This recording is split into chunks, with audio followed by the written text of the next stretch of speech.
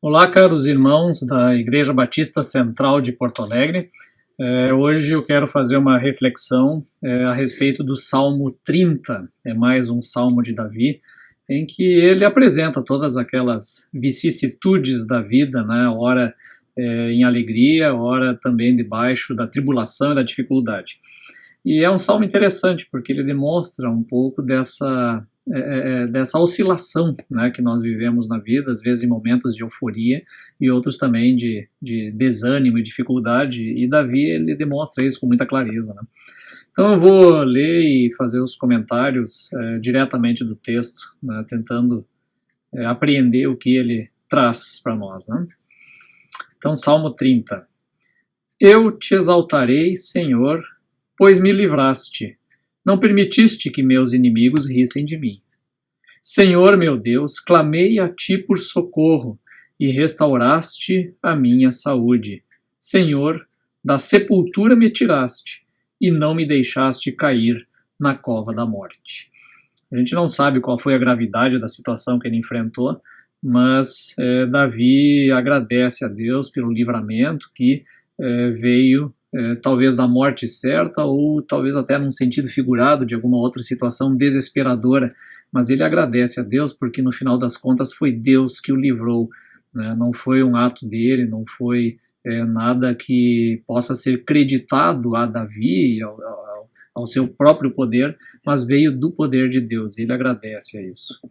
E aí ele chama então a comunidade a agradecer e louvar também a Deus. Ele continua: cantem ao Senhor todos que lhe são fiéis. Louvem seu santo nome. De novo, invocando sempre aqueles que são fiéis a Deus. Essa é a característica que a gente sempre tem falado, né, sobre a fé.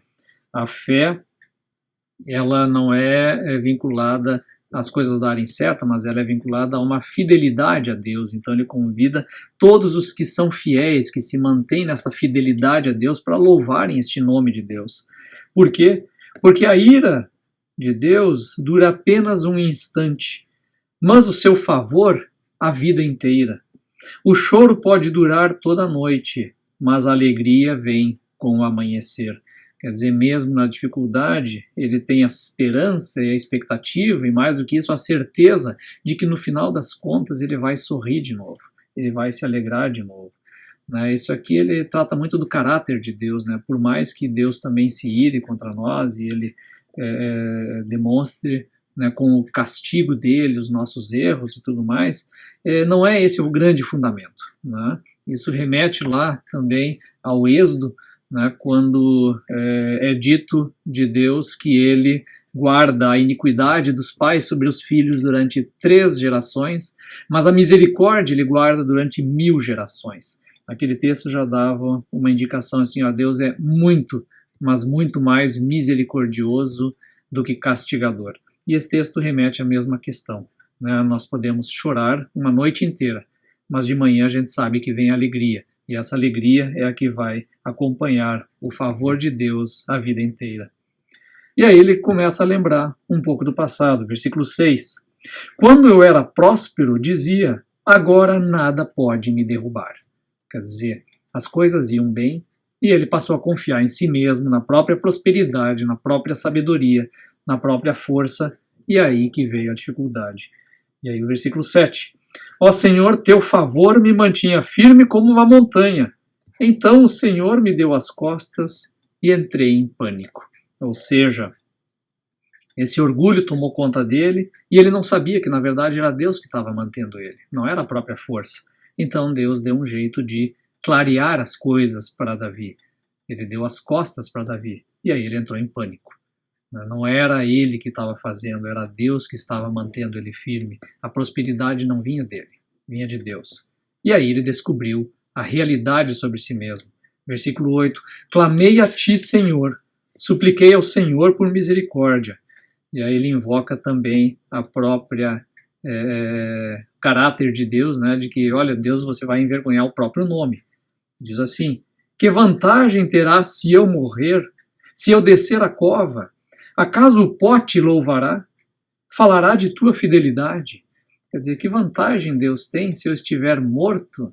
e não puder proclamar o nome de Deus entre os povos e entre os homens, né? Que vantagem Deus tem? Então, pensa um pouco no teu lado, Senhor. Pensa um pouco na proclamação do teu nome. Faz o bem para mim, para que o teu nome seja proclamado.